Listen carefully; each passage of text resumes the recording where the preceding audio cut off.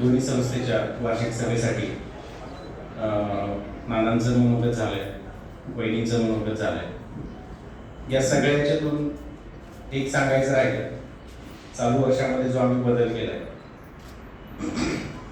जसं मोठ्या कंपन्यांमध्ये असतं की वर्ष सुरू झालं की त्या वर्षामध्ये एक टार्गेट ठेवतात आणि ते टार्गेट अचीव करण्यासाठी प्रत्येक महिन्याला त्याची प्लॅनिंग करतात। तसं दोन्ही संस्थेसाठी या वर्षी आम्ही केलेलं, म्हणजे पहिल्यांदाच केलं आम्ही। तसं पतसंस्थेसाठी आम्ही 25 कोटीचं टार्गेट ठेवलं आणि दर महिन्याला आम्ही त्याचा रिव्ह्यू घेतो।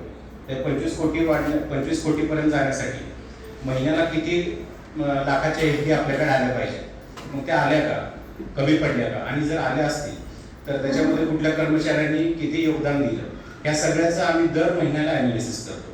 तसंच मूळार्पण बँकेसाठी आम्ही चालू वर्षासाठी 50 कोटीचं टार्गेट घेतलेलं आहे, त्याच्यासाठी पण आमचं पाठपुरावा चालू आहे। तर आपल्याला सर्वांना माझी विनंती आहे, आपण आमच्या या कामासाठी आम्हाला मदत करा।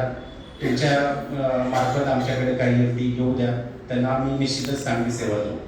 आणि आजच्या या सभेसाठी तुम्ही सर्वजण आलात, एवढा वेळ इथं बसला, पूर्ण दोन्ही संस्थेची माहिती ऐकून घेतली, त्याबद्दल मी तुमचे आभार मानतो। सर्वांनी घोषणाचा आस्वाद घ्यावा आणि मगच आपण इथून जावं असं विनंती करतो आणि हा कार्यक्रम संपला असं जाहीर करतो। धन्यवाद।